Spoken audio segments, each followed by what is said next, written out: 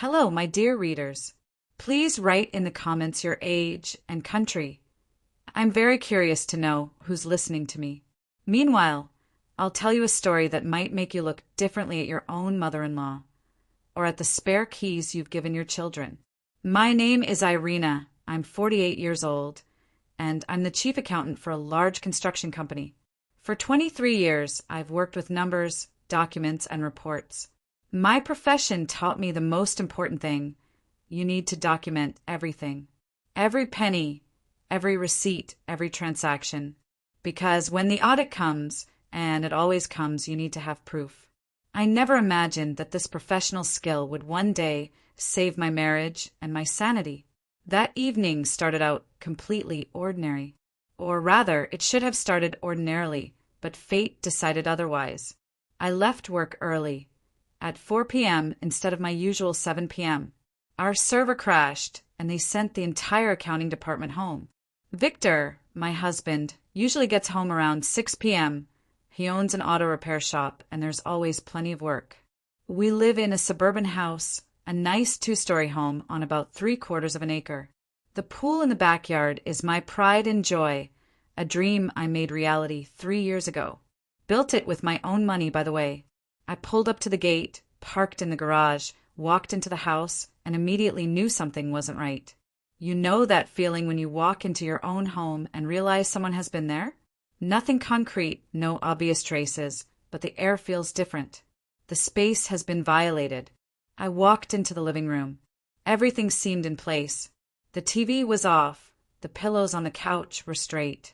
Or maybe not quite right. I went to the kitchen and opened the refrigerator, then froze. That morning, I had placed a piece of salmon on the middle shelf. Good. Fresh fish I'd bought on Thursday, saving it for the weekend. The salmon was gone. I checked the other shelves. Maybe I moved it? No. The fish was nowhere to be found. Victor must have stopped by, I thought. But that seemed unlikely. In our 12 years of marriage, he'd never once come home in the middle of the day. I closed the refrigerator and went upstairs. The bed was rumpled. I remembered exactly how I'd made it that morning. Every morning before leaving, I make the bed perfectly. 20 years of habit. I physically cannot leave with an unmade bed. But now the bedspread was shifted. One pillow was indented, with a clear impression where someone's head had been. I leaned closer. On the pillowcase, on the clean white fabric, lay a gray hair, long, clearly a woman's. My hair is chestnut brown, and I don't have any gray yet, thanks to my mother's genes. The thought flashed through my mind. Victor brought a mistress here. But some gray-haired old woman? Ridiculous. I quickly checked all the rooms.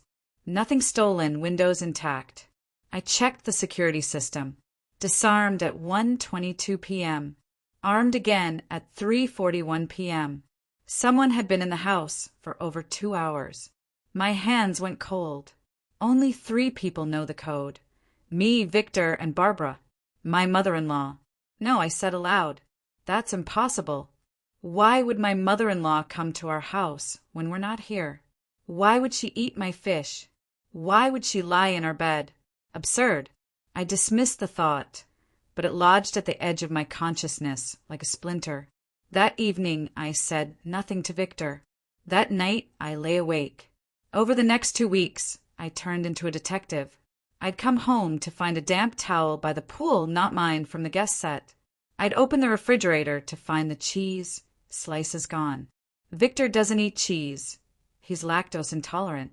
I'd walk into the bathroom to find my new shampoo half empty, though I'd opened it just 3 days ago and used it twice. I started keeping records, just like at work, in a notebook. Monday, missing cheese. Damp towel by pool. Wednesday, fingerprints on bathroom mirror. Not mine. Friday, vase moved on the dresser. Bedroom smells like unfamiliar lotion. I tried talking to Victor. Listen, I began over dinner. Don't you think strange things have been happening in the house? He looked up. Like what? Things disappearing, being moved around. Victor smirked. Ira, you're going to drive yourself crazy with work. Maybe you should take a vacation. I'm serious. Someone's been in the house when we're not here. Who? I don't know, but someone's disarming the security system. Victor set down his fork.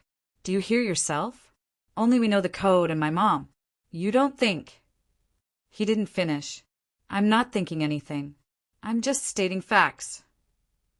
What facts? That you forgot where you put the cheese? Ira, maybe you should see a doctor. There it was. I complained, and in response he suggested I get treatment. The worst part, I almost believed him. Maybe I really was losing my mind. But then something happened at a family dinner at my mother-in-law's house. Every Sunday it's a tradition. Barbara lives in the neighboring subdivision, about 15 minutes away. My mother-in-law has always been cool toward me. From day one, when Victor brought me to meet her 12 years ago, she sized me up with a look and asked, "So, are you planning to have children?" It never worked out for us. We don't have children, couldn't have them. I did IVF twice with no results. The doctor said chances are minimal. Victor and I accepted it. Barbara never did. Every time she'd remind me, Susie just had her third grandchild, and she's older than you, Irina. I learned to let it roll off my back. Almost. So there we were, sitting at the table, and my mother-in-law suddenly says, "Oh, did you buy a new TV?" Big one, on the wall in the living room. I choked on my coffee.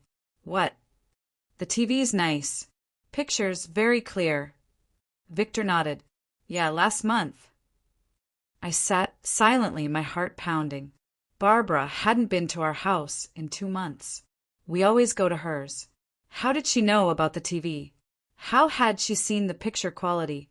Victor didn't notice anything strange. But I looked at my mother-in-law and thought, "It's you, isn't it? You've been coming to my house." I needed proof.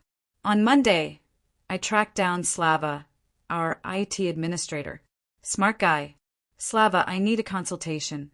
Personal and confidential." He looked interested. "I want to install hidden cameras at home without my husband knowing, so I can watch from my phone. Is that possible?" Technically, no problem. There are cameras the size of buttons that run on batteries and stream to the cloud. How much? Good ones are about $150 each. You'll need at least 4 or 5. He gave me the name of a store. 2 days later, a courier delivered a package to my office.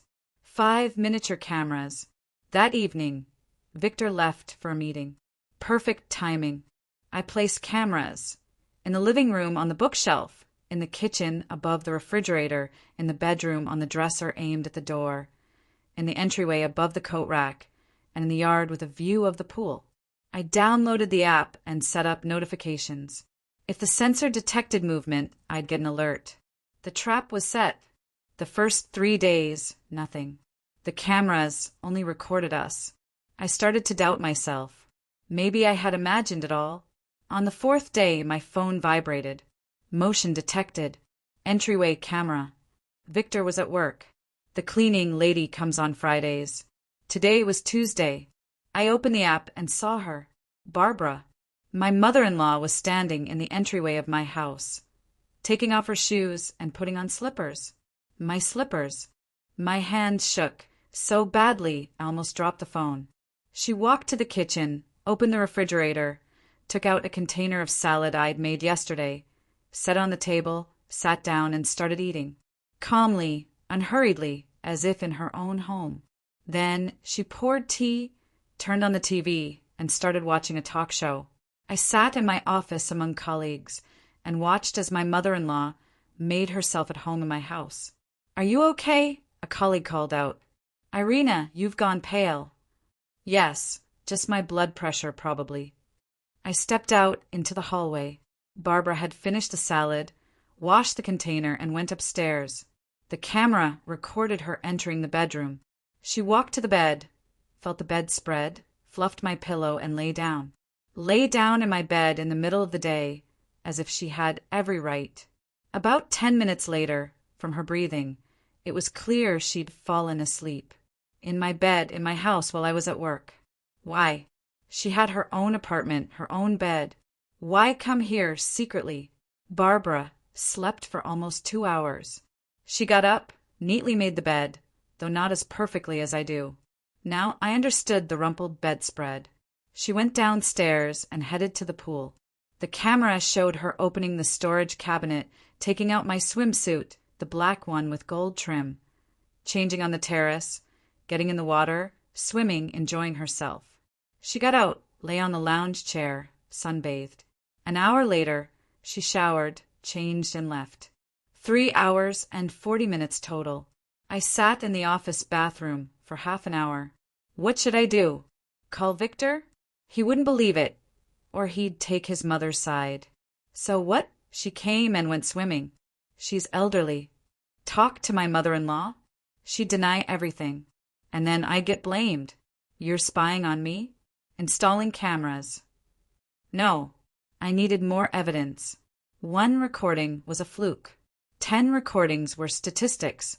I'll wait, I decided. I'll gather material. Over the next 3 weeks, I kept a chronicle. Barbara came 3 to 4 times a week, always between noon and 1 p.m., leaving around 4 p.m. The pattern was always the same. Food, sleep in the bed, pool. Like a resort. She rummaged through the refrigerator, choosing the best items. Slept on my pillow. Swam in my pool in my swimsuit. Once the camera caught a phone conversation. Yes, I'm here like at a resort, Diane, she was telling a friend. Pool, comfortable bed, full refrigerator, and I don't have to pay anything. The daughter-in-law works, knows nothing. And my Victor will always protect his mother. She laughed. Another time I watched her go through my dresser, take out jewelry, try on earrings my husband had given me, a necklace I'd bought myself. She tried my makeup, went through my dresses. Humiliating. Disgusting. But the climax came with the lingerie incident. For our anniversary, I'd bought a beautiful set, lace burgundy, and hidden it in a drawer under some t-shirts. My mother-in-law found it, unfolded it, examined it. Her face showed disgust. What shame! Is this what a decent woman wears? Disgusting. And she threw it in the trash. Just took someone else's things and threw them away. I watched the recording over and over. This wasn't just intrusion anymore. This was destruction. Intentional. She wasn't just coming over. She was remaking my house to suit herself, getting rid of what she didn't like. And that's when I felt anger. Real, hot anger. She thought she could control my life, my house, my things. That I would never know. That I would endure forever. But I wasn't going to endure. I'm an accountant with 23 years of experience with numbers. I know how to plan. And I came up with how to teach her a lesson. So I decided to act, but not the way you might think. No scandals, no screaming, no confrontations. That would be too simple and too predictable. Barbara would expect something like that. She'd play the victim. Victor would take her side, and I'd be the villain. No, I wanted my mother-in-law to want to leave my house on her own. Forever. I remembered how once, about 5 years ago, Victor and I were at his mother's country place.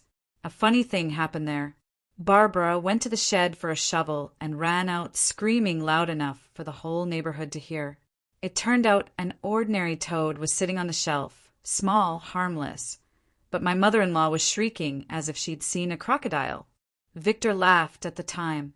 Mom's been afraid of amphibians since childhood, frogs, toads, to the point of hysteria. And spiders too, Barbara added, recovering. Don't laugh, it's a phobia, a serious disorder. I remembered that. I don't know why, it just stuck in my head. And now that information came in handy. My plan was simple. Make it so that visits to our house would stop being a resort for my mother-in-law. So she herself, of her own free will, would never want to come again. Not dangerous, not cruel, just very, very unpleasant. On Saturday, while Victor watched football, I drove to a pet store on the other side of town. I specifically chose one where no one would know me. A young salesman in a green t-shirt looked surprised at my list. You really need tadpoles and toads? Yes, for a school project. My niece is studying biology. He shrugged and went to collect the order.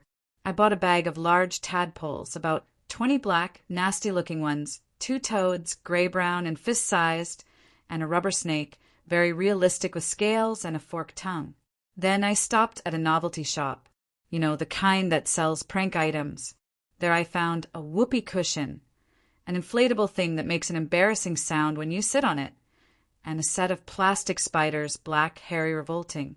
At the register, the girl giggled. "Who are you going to prank?" "My mother-in-law," I answered honestly. She laughed. "Good luck." If only she knew. At home, I hid my purchases in the garage in my car. Victor never looks in there. He has his own vehicle. Now I needed to choose the day. I studied the camera recordings. Barbara came on a specific schedule: Monday, Wednesday, Friday, sometimes Saturday. Always between noon and 1 p.m. I chose Friday, the most reliable day. Thursday evening, when Victor fell asleep in front of the TV, I quietly went out to the yard. The pool glowed in the darkness with automatic lighting. I turned it off so as not to attract attention. I took out the bag of tadpoles and carefully released them into the water. They immediately scattered in different directions, black dots on the blue bottom. Then the toads. One immediately dove and settled on a step. The second swam to the edge.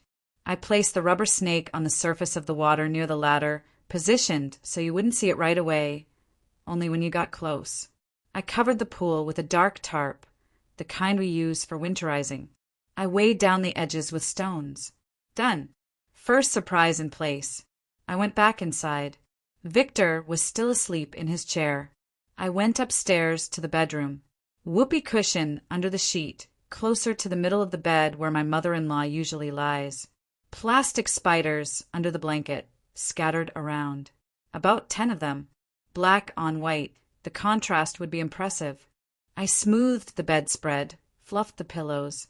It looked perfect. No trace. Friday morning, I left for work as usual. Victor to his auto shop. I sat at my computer, unable to concentrate. Every 5 minutes, I checked my phone, waiting for the notification. At 12:37 p.m., vibration. Motion detected. Entryway camera. She came. I opened the live stream. Barbara, as usual, took off her shoes, put on my slippers, went to the kitchen, opened the refrigerator, took out a container of meatballs. I'd left them on purpose. I didn't mind. She ate 2 meatballs, drank her coffee, watched the news on TV, then went upstairs. I held my breath. The bedroom camera recorded her entering. She approached the bed, sat on the edge, and then a sound rang out. Loud, embarrassing, completely unmistakable. The whoopee cushion worked. Barbara's face showed astonishment. She jumped up, stared at the bed, then carefully lifted the sheet, felt around, pulled out the cushion. "What the?" She turned it over in her hands, not understanding, then tossed it aside and shook her head. "That Ira has lost her mind. Children's toys." She sat on the bed again, threw back the blanket to lie down and froze. Spiders, black, hairy, scattered across the white sheet. For a second, she sat motionless, then made a sound, something between a shriek and a scream. She jumped up so fast she almost fell, backed away from the bed, pressed against the wall. "Oh God! Oh my God!" Her voice trembled, her hands shook. She stood against the wall, breathing heavily, eyes fixed on the bed. The spiders lay motionless. Of course, they were plastic. But Barbara didn't realize that yet. A minute or 2 passed. She calmed down a bit. Carefully, like a bomb disposal expert, she approached the bed and poked one spider with her finger. It didn't move. She picked it up, turned it over, realized it was a toy. Phew! Scared me to death. Annoyance appeared on her face. That Ira did this on purpose. Knows I'm afraid of spiders. Just you wait. She collected the spiders, threw them in the corner, changed the sheet, got a clean one from the closet, and lay down. I watched her settle in. Anger rose in me. Even after this, after the whoopee cushion, after the spiders, she didn't leave. Just changed the sheets and lay down. As if nothing happened. Nothing. The main event was still ahead. Barbara slept for about an hour. She got up, stretched, pleasure on her face. Well rested. She went downstairs, poured more coffee, looked out the window at the pool. "I'll go for a swim before I leave," she said aloud. "Before this psycho comes up with something else." She went out on the terrace and approached the pool. I switched to the outdoor camera. Barbara saw the tarp and frowned. "What's this?" "Covered for cleaning." She bent down, moved a stone aside, pulled the edge of the tarp. The tarp slid into the water, and then my mother-in-law saw the snake. It bobbed on the surface, black, glistening with a forked tongue. A scream echoed across the entire property, so loud the neighbors probably heard. "Snake! A snake in the pool!" Barbara jumped back, stumbled, nearly fell on the lounge chair, caught herself on the terrace railing. "Oh God, where did it come from? Where did the snake come from?" She stood with her hand pressed to her chest, breathing heavily, eyes wide with horror. Then she noticed the tadpoles, black dots darting along the bottom, and the toads, one sitting on the step, another swimming near the edge. What is this?" "Toads." Her voice broke into a squeak. She backed away from the pool, stumbled, fell to her knees, immediately jumped up. No. I'm leaving. I'm getting out of here." She rushed into the house. The entryway camera recorded her grabbing her purse, putting on her shoes. Her hands were shaking so badly she couldn't get her feet in. She called a taxi and ran outside without even closing the door. She stood by the gate, looking around as if the snakes might crawl out after her. 10 minutes later a car arrived. Barbara jumped in and left. I sat at my work desk and laughed. For the first time in a month, I truly laughed. Until tears came. A colleague looked at me with concern. "Irina, are you sure you're okay?" "Yes," I managed, wiping my eyes. "Just remembered something funny." That evening, returning home, I cleaned up all traces. I caught the toads and tadpoles and released them in a pond outside the subdivision. Retrieved the rubber snake. Collected the plastic spiders, the whoopee cushion. Hid everything back in my car. Just in case, you never know, might come in handy again. I changed the bed, removed the tarp from the pool. When Victor got home, the house looked perfect. Not a trace of my little operation. We had dinner, watched TV. Everything as usual. And then Barbara called. Victor answered. "Yeah, Mom." I watched his face change. First surprise, then disbelief, then anger. What toads? "Mom, are you sure?" "No, I don't know anything about it." "Okay, I'll talk to her." He put down the phone and looked at me. "Ira, Mom says she was at our house today and found snakes and toads in the pool. And spiders on the bed." I raised my eyebrows. What snakes?" "I'm asking you. What are you talking about, Victor?" "I was at work all day. And anyway, since when does your mother come to our house when we're not there?" He stopped short. There it was, the moment of truth. She has keys, just in case." "In case of what?" "We've been married 12 years. She's never used those keys. And suddenly there are snakes in the pool, spiders on the bed. Victor, do you hear yourself?" He was silent. "Maybe your mother imagined it? She's an elderly woman who knows." "She didn't imagine it," he snapped. "She was hysterical." "Then what was she doing in our house in the middle of the day?" Pause. "I don't know." "Neither do I. But for some reason your mother knows the alarm code, knows where the towels are, knows about the new TV we bought a month ago, even though she hasn't been here since summer." Victor looked at me. I could see the puzzle pieces coming together in his head. "Are you saying—" "I'm not saying anything. I'm just stating facts." He sat on the couch, rubbed his face with his hands. "This is crazy. Why would she come here secretly?" "I don't know. But strange things in the house started several weeks ago. Food disappearing. Damp towels by the pool. Someone sleeping in our bed. I told you. You didn't believe me." Silence. "Victor!" I sat next to him. I understand she's your mother and I don't want fights. But if she really has been coming here without our knowledge, that's wrong. This is our house, our space. He nodded slowly, reluctantly. I'll talk to her. Talk to her. And also ask how she knew about the spiders and snakes in our house if she's never here. Victor looked at me with a long gaze. You know something, don't you? You did something. I smiled. I'm an accountant, Victor. I sit with numbers all day. Where would I get snakes? He didn't believe me, but he couldn't prove anything either. That night we slept in the same bed, but there was a wall between us. Victor lay on his side, turned away. I on mine. In the morning, he left earlier than usual. Said he had things to do at the shop. I knew he was going to his mother's. This was only the beginning. The real confrontation lay ahead, but I was ready. I'm an accountant. I know how to wait. And I had all the proof. Victor returned that evening. I heard the garage door close, heard his footsteps through the entryway. He came into the living room where I was sitting with a book, stopped in the doorway. His face was gray, eyes tired as if he'd aged in one day. We need to talk, he said. I'm listening.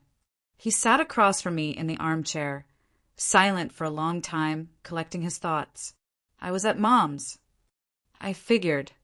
She admitted she'd been coming here a few times. I put down my book. A few times.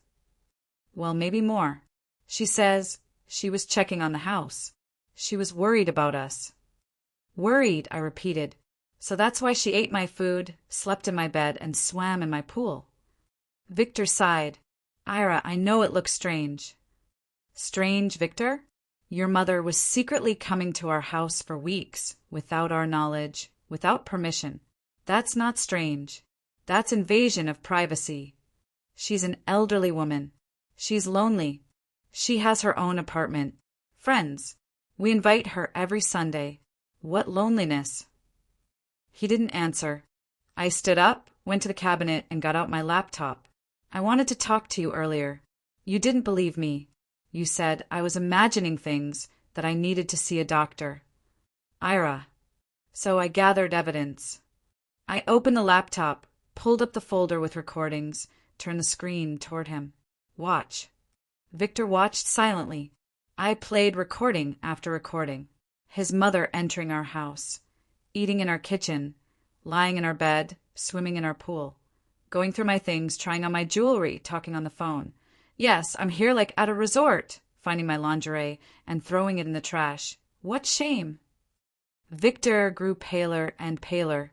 When the last recording finished, he sat motionless for a long time. Why didn't you tell me? He finally managed. I tried. You didn't listen. But the cameras, you installed cameras in our house without telling me.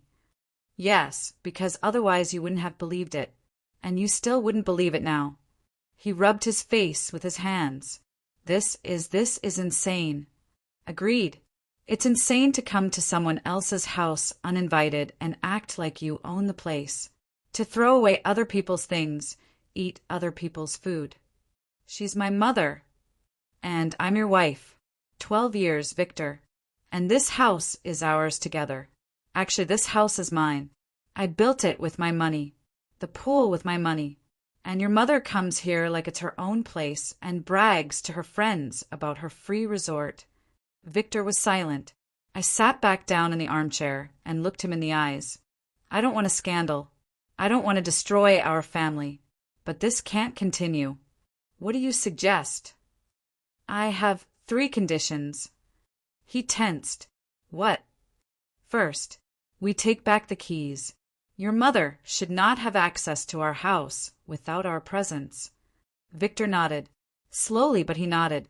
Second, we change the alarm code.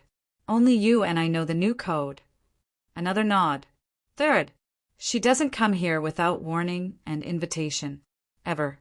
If she wants to visit, she calls and makes arrangements, like normal people. That's harsh. That's normal. That's how all normal families live. Boundaries, Victor. Personal space. Respect. He leaned back in the armchair. Mom won't understand this. Then explain it. You're her son. It's your obligation to explain the rules to her. And if she refuses, then I'll have to decide whether I want to live in a marriage where I'm not protected. Silence hung in the air. Victor looked at me. I saw the struggle in his eyes. All his life, he'd been between two fires, mother on one side, wife on the other. All his life, he'd tried to please both, not taking either side. But now he had to choose. Okay, he finally said. I'll talk to her. No, you'll call her now, while I'm here. He looked at me, surprised. Right now? Yes, I want to hear this conversation. Victor hesitated, then took out his phone and found his mother's number. Rings. 1, 2, 3. Hello, Victor dear. Mom, we need to talk. What happened? You sound strange. Mom, I saw the recordings. Pause. What recordings? From the cameras. Irina installed cameras in the house.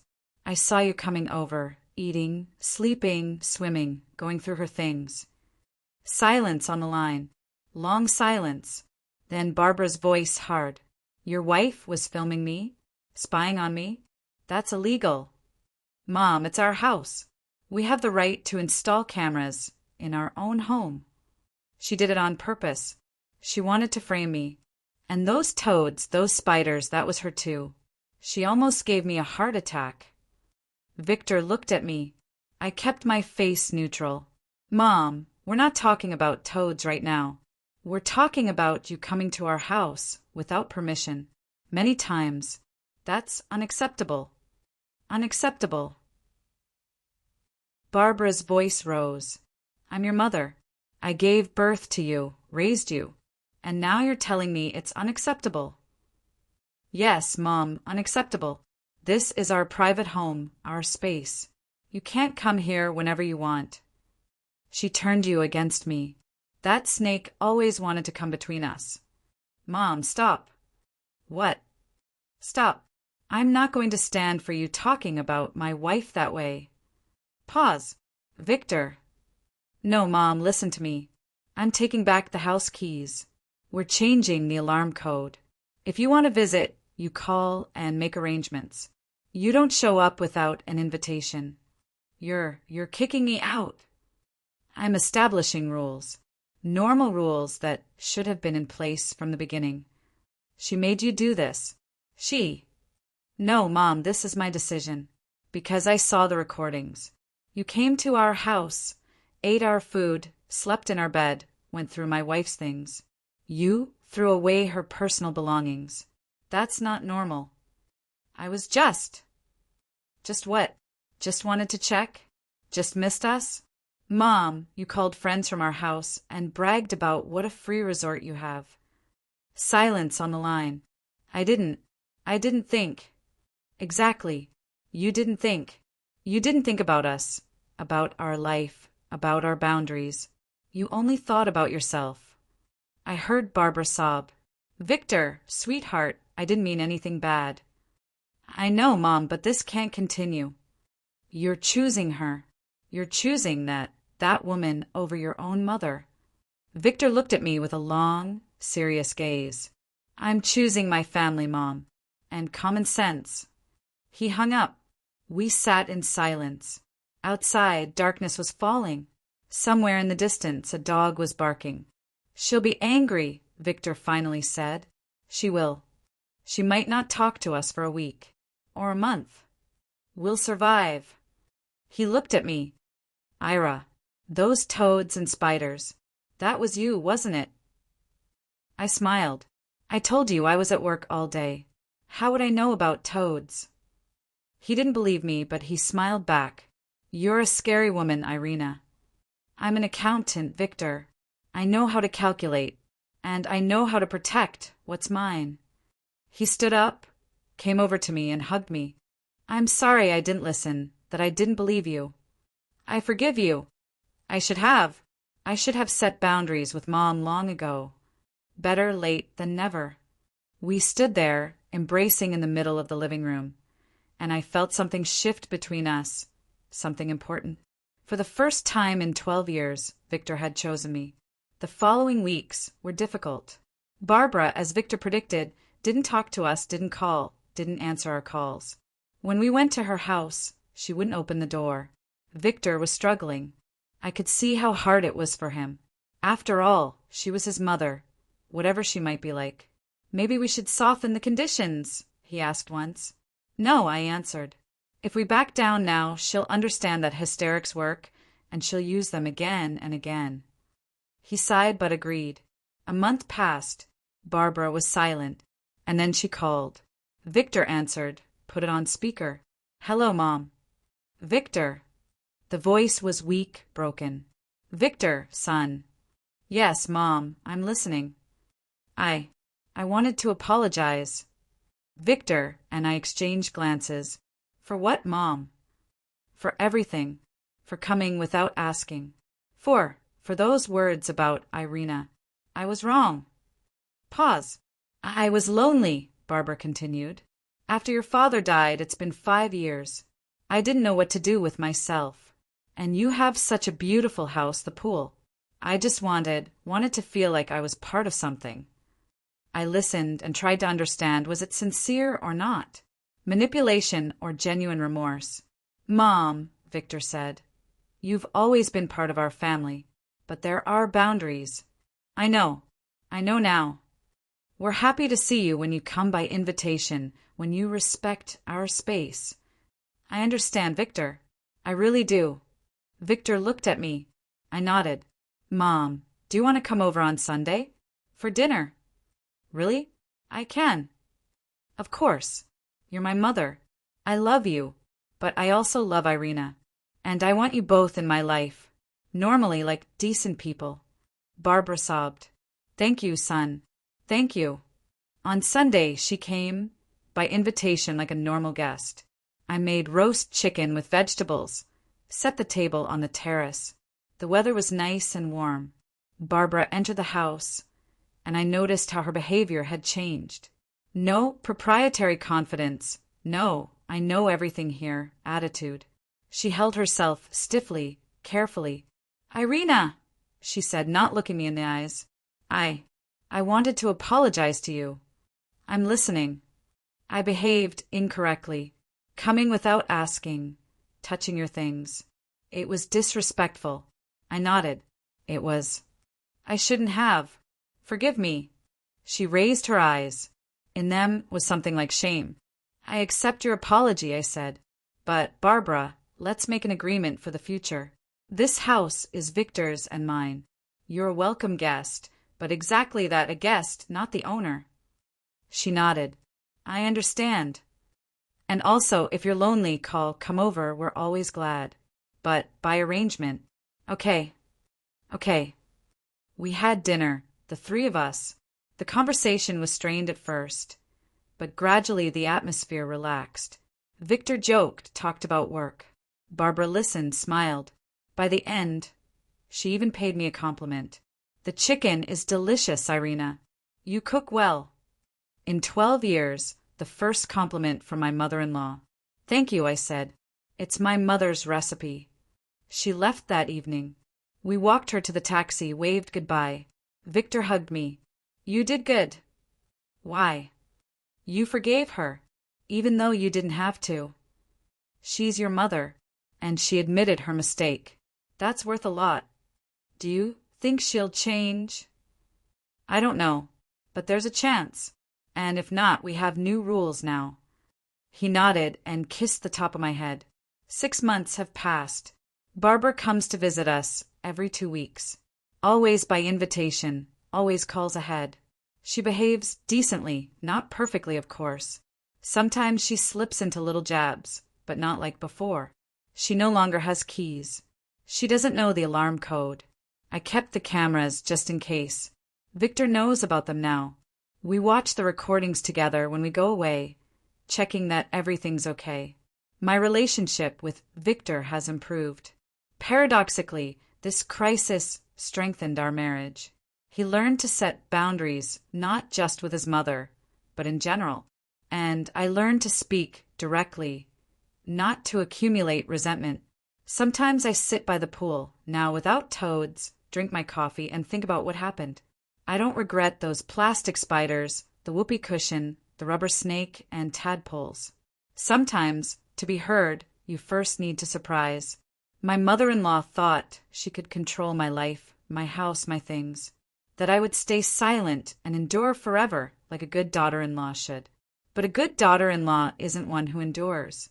It's one who respects herself and demands respect from others. Your home is your castle, your space, your rules. And no one, not even a mother-in-law, not even your own mother, has the right to invade it without invitation. If you recognized yourself in this story, don't stay silent. Speak up, demand, protect what's yours. And if you need proof, cameras are cheap on the internet. Tested and proven. If you enjoyed this story, subscribe to my channel, give it a like, write in the comments if you've had similar situations. I'm very interested to hear your opinion. Until next time, my dear readers, take care of yourselves and your boundaries.